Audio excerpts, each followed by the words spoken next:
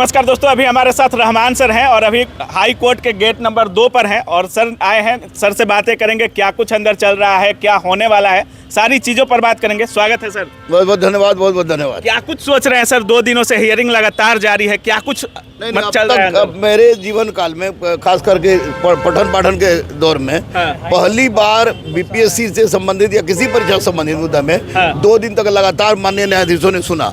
यह निश्चित रूप से अपने आप में एक उपलब्धि है। और एक ही बात थी, पहले हम लोग की एक ही बात है कि री एग्जाम से कम किसी बात पर कोई समझौता नहीं होगा, क्योंकि री एग्जाम अगर नहीं लेते हैं तो 100% अंधेर नगरी चौपट राजा वाली बात होगी, क्योंकि री एग्जाम ही इसका एकमात्र उपाय है।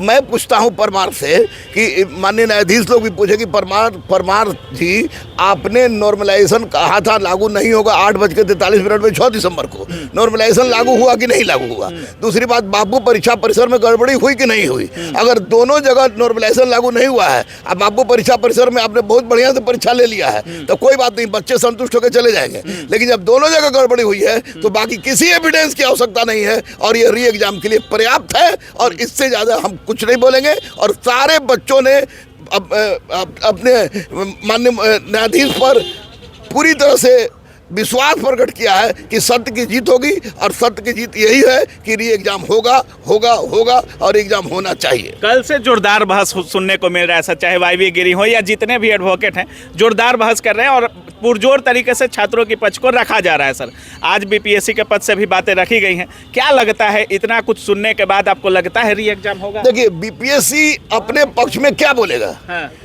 बीपीएससी ने खुद गलत किया कि जैमर वगैरह लगा हुआ था, सब चीज ठीक थी। जैमर लगा हुआ था, 67वीं में जैमर लगा हुआ था, सारा क्वेश्चन रोड पर लेके लड़का दौड़ रहा था। 64वीं में भी जैमर लगा हुआ था। हर बार जैमर लगता है, हर बार गुंडागर्दी होती है। बीपीएससी आयोग को भंग कर देना चाहिए और परमार को अविलंब जेल डालना चाहिए, क्योंकि ये परमार की आयोग को ही भंग कर देना। बिल्कुल, ये किसी भी परिस्थिति में परीक्षा लेने लायक नहीं है। ये मास्टर का परीक्षा लेने लायक नहीं है। तो ऐसी परिस्थिति में बीपीएससी अधिकारी बनाने चले हैं, आप एसडीएम बना रहे हैं, डीएसपी बना रहे हैं और 90-92 दिन से बच्चा सब बेचारा सत्याग्रह पर बैठा हुआ है। इसको असामाजिक तत्व कहते हैं। शर्म आनी चाहिए परमार को, शर्म आनी चाहिए। मैं कह रहा हूँ शर्म आनी चाहिए आपको, परमार सर, आपको शर्म आनी चाहिए। आपने कहा था कि नॉर्मलाइजेशन नहीं होगा।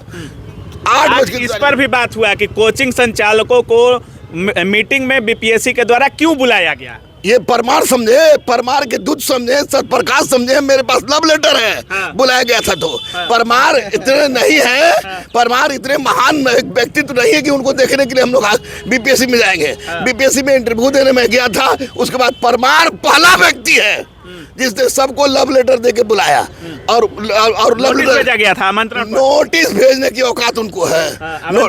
आमंत्रण भेजे, आइए, कॉफी पिलाए, उसके बाद बोले कि नॉर्मलाइजेशन लागू कर रहे हैं, आप लोग समझाइए। अरे भैया, जब आप इस लायक नहीं थे तो कह देते कि हम चेयरमैन के लायक नहीं है। तो आप उसके बाद फिर 6 दिसंबर को हम लोगों ने आंदोलन किया। 6 दिसंबर में लड़के का हाथ पैर तोड़ ताड़ के सब कुछ बराबर कर दिया पुलिस। उसके बाद 8:43 में यही परमार का नोटिस निकालते हैं कि नॉर्मलाइजेशन नहीं होगी। अब आप बताइए, 13 दिसंबर को जो परीक्षा हुई है और फिर 4 जनवरी को जो परीक्षा हुई है, ये दोनों दिन की परीक्षा का आकलन आपने किस आधार पर किया? कहीं 6% रिजल्ट, कहीं 19% रिजल्ट। ये सरासर गलती है। ये दूसरी नंद कुमार की हत्या नहीं होगी, मैं खुल के बोल रहा हूं। और ये अगर री एग्जाम नहीं होता है तो विश्वास टूटेगा, बीपीएससी देना लोग छोड़ देगा। कम से कम परमार को सजा मिलनी चाहिए और री एग्जाम होनी चाहिए। एक्स्ट्रा रिजल्ट का भी बात चल रहा है सर, क्या एक्स्ट्रा रिजल्ट से क्या करेंगे आप? कहा जा रहा है कि रिवाइज रिजल्ट हो सकता है, नहीं तो और छात्रों को रिजल्ट में जोड़ा जा सकता है। अरे भैया, रिवाइज रिजल्ट परमार रखे, गुजरात में इसका प्रयोग करेंगे। री एग्जाम करें, क्या है? गलती भी कीजिए, ऊपर से गलती का सीने का काम करेंगे। रिवाइज रिजल्ट से लड़के संतुष्ट नहीं होंगे, अतिरिक्त रिजल्ट से लड़के संतुष्ट नहीं होंगे।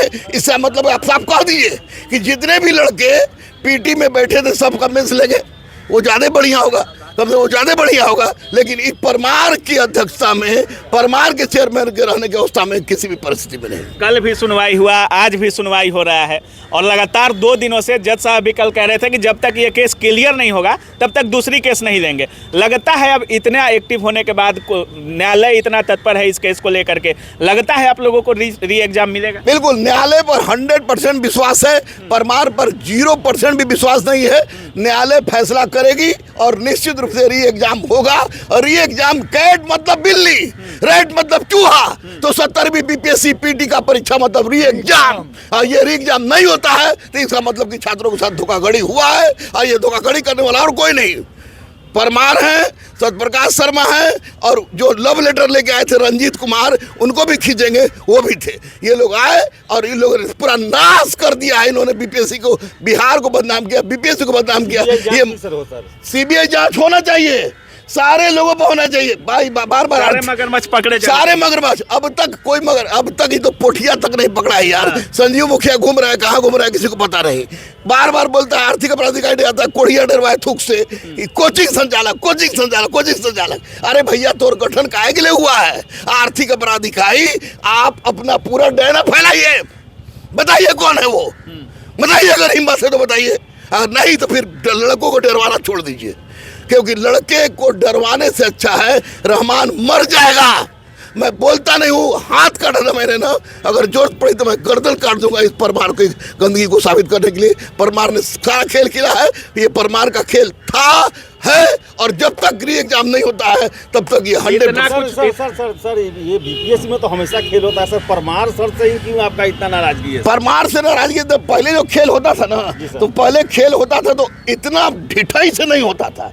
ये परमार चोरी भी किया है और ऊपर से सीना चोरी भी कर रहा है, और कह रहा है कि छात्र एंटी सोशल एलिमेंट थे बेचारे। राम इकबाल सर की मृत्यु हो गई, छात्रों के कारण हो गया। अरे परमार, एक राम इकबाल मरे हैं बेचारे, वो शहीद का दर्जा उनको देंगे। उन्होंने गंदगी को देखने से ज्यादा अच्छा समझा अपना प्राण त्याग देने का। लेकिन हजारों लाखों जो छात्र मर रहे हैं, इसका जिम्मेवार कौन है? इसका जिम्मेवार है परमार, परमार, परमार। और कोई नोटिस आया, थाना में भी बार बार हाजिरी लगाए आप लोग, अब डर नहीं लगता है? कोर्ट में भी भैया हमारे तो 21 साल के ऐसे अपहरण का केस हो गया था, बीवी को लेके भागे थे, तो अब डर कोची का लगेगा? फांसी पे चढ़ा दीजिए, कोई डर नहीं, कोई डर नहीं। लेकिन लड़कों के साथ इंसाफ कर रहिएगा तब। ऐसे बोलिएगा तो मैं किसी से झुकने वाला नहीं हूँ। स्पष्ट से बता दूं कि लड़कों के साथ री एग्जाम कराइए, हमको बंद कर दिए 3 महीना, हम योगा सिखाएंगे जेल में, जेल भेज दीजिए, लेकिन री एग्जाम करा करा दीजिए। चलिए, बहुत बहुत धन्यवाद। Thank you.